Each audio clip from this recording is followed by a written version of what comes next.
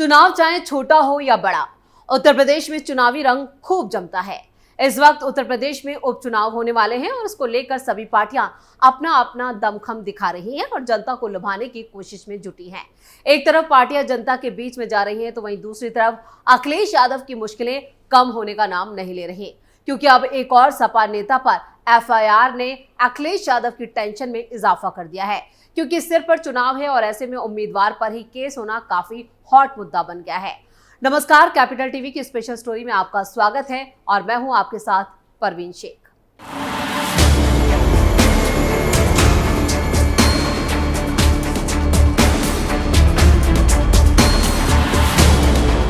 उत्तर प्रदेश में इस वक्त चुनावी माहौल है, क्योंकि 9 सीटों पर उपचुनाव होने वाले हैं और ऐसे में यूपी की फूलपुर विधानसभा सीट पर भी उपचुनाव होना है। इस बीच समाजवादी पार्टी के उम्मीदवार मुज्तबा सिद्दीकी के खिलाफ गंगानगर के सराय इनायत थाने में एफआईआर दर्ज की गई है, जिसने समाजवादी पार्टी की टेंशन बढ़ा दी है। दरअसल डीसीपी गंगानगर कुलदीप सिंह गुनावत के मुताबिक समाजवादी पार्टी के उम्मीदवार मुज्तबा सिद्दीकी ने एक कार्यक्रम के दौरान पत्रकारों से बातचीत में कथित तौर पर वर्ग विशेष के व्यक्तियों के लिए जाति सूचक शब्द का इस्तेमाल किया। पुलिस अधिकारी ने बताया कि बहुजन समाज पार्टी बीएसपी यानी फूलपुर विधानसभा क्षेत्र इकाई अध्यक्ष राजकुमार गौतम की तहरीर पर सराय इनायत थाने में मामला दर्ज किया गया। उन्होंने बताया कि सिद्दीकी के खिलाफ 28 अक्टूबर को SC/ST अधिनियम और BNS की सुसंगत धाराओं के तहत मुकदमा दर्ज किया गया है। मुज्तबा सिद्दीकी ने क्या कहा? एफआईआर दर्ज होने पर सपा नेता मुज्तबा सिद्दीकी ने कहा है कि मैंने कभी दलित समाज के खिलाफ कोई अपशब्द नहीं कहा। मीडिया में मेरी बात को तोड़ मरोड़ कर पेश किया गया है। जिस दलित समाज के बल पर मैं 3 बार विधायक रहा, उनके खिलाफ मैं कैसे कुछ कह सकता हूं। उन्होंने कहा कि फिर भी अगर मुझसे अनजाने में कोई गलती हो गई हो तो मैं माफी मांगता हूं। ये प्राथमिकी मुझे फंसाने और दलित समाज के मन में मेरे प्रति गलत भावना पैदा करने के लिए दर्ज कराई गई है। आपको बता दें कि मुज्तबा सिद्दीकी 2 बार सोराव से और 1 बार प्रतापपुर से विधायक रहे हैं। उनको आने वाले उपचुनावों के लिए समाजवादी पार्टी ने इंडी गठबंधन के कैंडिडेट के रूप में मैदान में उतारा है। बागी ने बढ़ाई सपा की टेंशन। फूलपुर विधानसभा सीट के लिए होने वाले उपचुनाव को लेकर प्रत्याशी मैदान में हैं। इंडी गठबंधन से सपा के मुज्तबा सिद्दीकी उम्मीदवार है। ऐसे में कांग्रेस कार्यकर्ताओं को इंडी गठबंधन के उम्मीदवार का समर्थन करना चाहिए, लेकिन वो असमंजस में है।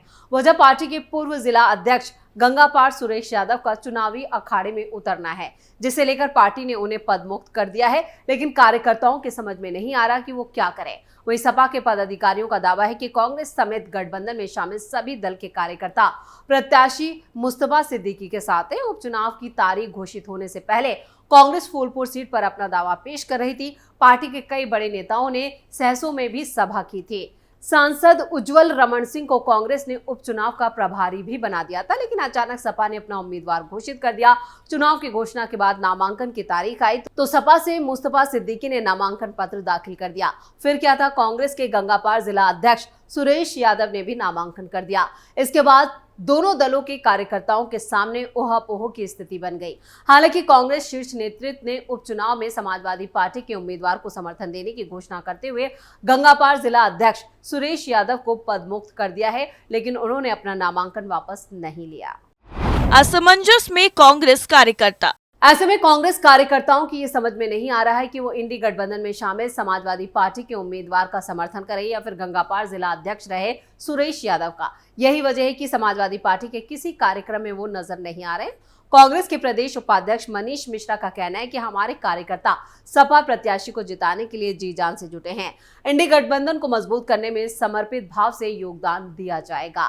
वहीं सुरेश का कहना है कि जनता चाहती है कि वो चुनाव लड़े, इसके लिए नामांकन किया है, अब किसी कीमत पर नामांकन वापस नहीं लेंगे। सुरेश के तेवर से पार्टी में असमंजस के हालात हैं। कांग्रेस के जो कार्यकर्ता अभी तक उनके साथ टहलते थे, कार्रवाई से बचने के लिए उन्होंने दूरी बना ली है। मझवा सीट पर बीजेपी ने झोंकी ताकत। उत्तर प्रदेश में मंझवा विधानसभा उपचुनाव में बीजेपी और एनडीए के सहयोगी दलों ने इस सीट को जीतने के लिए पूरी ताकत झोंक दी है। मिर्जापुर से सांसद अपना दल सोनोवाल की राष्ट्रीय अध्यक्ष और केंद्रीय मंत्री अनुप्रिया पटेल भी मंझवा विधानसभा में गांव-गांव जाकर जनसंपर्क कर बीजेपी प्रत्याशी को जीतने की अपील कर रही हैं। मंझवा विधानसभा उपचुनाव बीजेपी के लिए ही नहीं, अपना दल सोनोवाल नेता अनुप्रिया पटेल के लिए कड़ी परीक्षा है। अनुप्रिया पटेल के संसदीय क्षेत्र में हो रहे इस चुनाव में अनुप्रिया पटेल गांव में बने शक्ति केंद्र तक जा रही है। वहां वो जन चौपाल कर लोगों से संपर्क कर रही हैं। केंद्रीय मंत्री ने मंझवा और पहाड़ी ब्लॉक में ग्राम कहुआ, बेलवन, नघट, जरहा और सरैया में जनसंपर्क किया।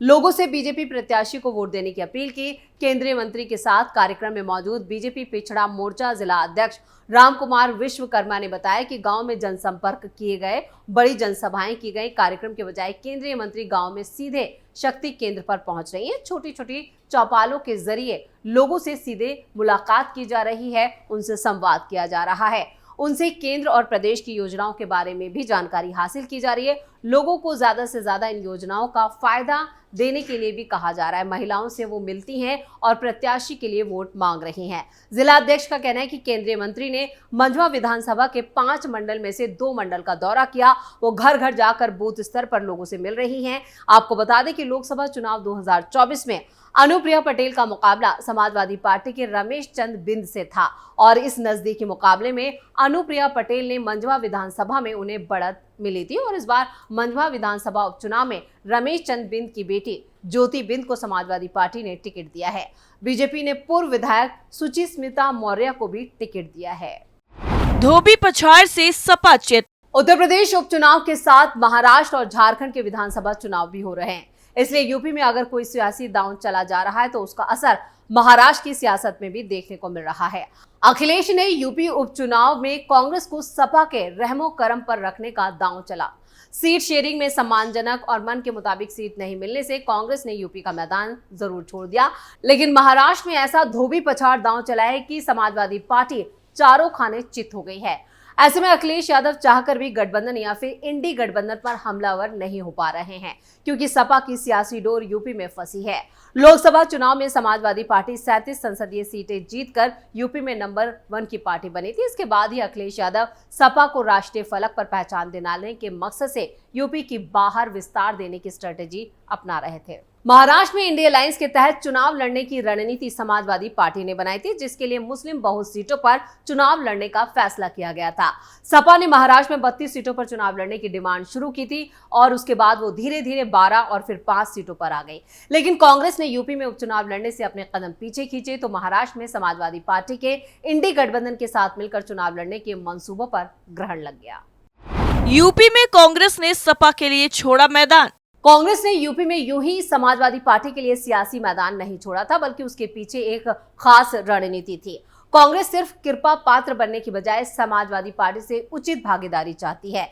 ऐसे में कांग्रेस ने 5 सीटों का प्रस्ताव रखा था, लेकिन सपा ने गठबंधन धन के तहत सीटों पर मशवरा तक नहीं किया, बिना बात के उम्मीदवार घोषित कर दिए। गाजियाबाद और खैर सीट कांग्रेस को छोड़ने का ऐलान किया गया। कांग्रेस के लिए दोनों सीटों पर एक तरफा समीकरण अनुकूल नहीं थे, जिसके चलते उसे नागवार लगा। सपा और कांग्रेस का सियासी आधार यूपी में एक ही है, जिसके चलते दोनों के बीच शहमात का खेल है। अखिलेश यादव उत्तर प्रदेश में कांग्रेस को बहुत ज्यादा सियासी स्पेस देने के मूड में नहीं है, जिसके चलते उन्होंने ऐसी सीटों का ऑफर दिया जिसे कांग्रेस अपने लिए मुफीद नहीं मान रही थी। ऐसे में ऐन मौके पर सपा की तरफ से फूलपुर सीट छोड़ने की बात को कांग्रेस ने खुद ही इग्नोर कर दिया और इसके पीछे सपा के मुस्तफा सिद्दीकी की जगह पर कांग्रेस से सुरेश यादव को चुनाव लड़ने पर कांग्रेस को भविष्य में खामियाजा भुगतने का खतरा था। कांग्रेस पूरे देश में मुसलमानों की हितैषी होने का दावा कर रही है। ऐसे में वो अल्पसंख्यकों का टिकट काटने का कलंक अपने माथे पर नहीं लेना चाहती थी, इसलिए कांग्रेस ने उपचुनाव लड़ने का विकल्प छोड़ दिया और सपा को समर्थन करने के लिए ऐलान कर दिया। महाराष्ट्र में कांग्रेस के दांव से सपा हुई चित। अखिलेश यादव की सियासी मंसूबों को समझते हुए कांग्रेस ने यूपी उपचुनाव से अपने कदम पीछे जरूर खींचे, लेकिन अब उसकी तपिश महाराष्ट्र की राजनीति तक महसूस की जा रही है। अखिलेश यादव महाराष्ट्र में मुस्लिम वोटरों और इंडिया अलायंस के सहारे सपा का सियासी विस्तार करने का प्लान बना रहे थे, लेकिन सीट शेयरिंग में उन्हें बहुत ज्यादा भाव नहीं मिला।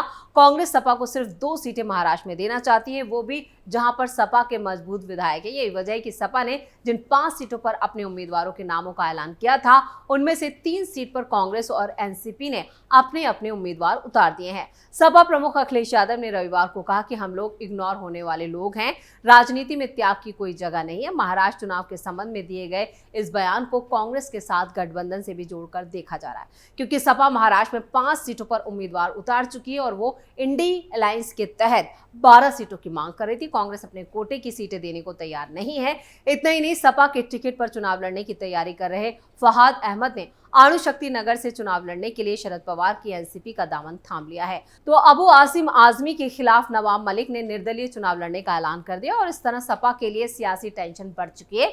यूपी उपचुनाव ही सियासी मजबूरी है कि सपा खुलकर कांग्रेस पर हमलावर भी नहीं हो पा रही है। अखिलेश यादव ने कहा कि हमारी पहली कोशिश गठबंधन में बने रहने की होगी। उन्होंने जोर देते हुए कहा कि राजनीति में त्याग के लिए कोई भी जगह नहीं है। अगर वो हमें गठबंधन में नहीं रखना चाहते हैं तो हम वही चुनाव लड़ेंगे जहां हमारी पार्टी को वोट मिलेंगे या फिर संगठन पहले से काम कर रहा है ताकि गठबंधन को नुकसान ना हो। अखिलेश यादव सपा के राष्ट्रीय विस्तार यहां पर जरूर करना चाहते हैं, लेकिन यूपी की शर्तों पर नहीं। कांग्रेस इस बात को बखूबी समझती हुए महाराष्ट्र की सीट शेयरिंग के मामले में अंतिम समय तक लटकाए रखा था और महाराष्ट्र में कांग्रेस ने सीट बंटवारे के लिए शरद पवार और उद्धव ठाकरे के साथ ही बातचीत की, लेकिन सपा को खास तवज्जो नहीं दी। यूपी का सियासी हिसाब कांग्रेस ने महाराष्ट्र में सपा को 2 सीटें देकर बराबर कर लिया है और इसी का नतीजा है कि अखिलेश चाहते हुए भी कांग्रेस पर खुलकर निशाना नहीं साध रहे हैं। स्पेशल स्टोरी में फिलहाल के लिए इतना ही। बाकी खबरों के लिए देखते रहिए कैपिटल टीवी। नमस्कार।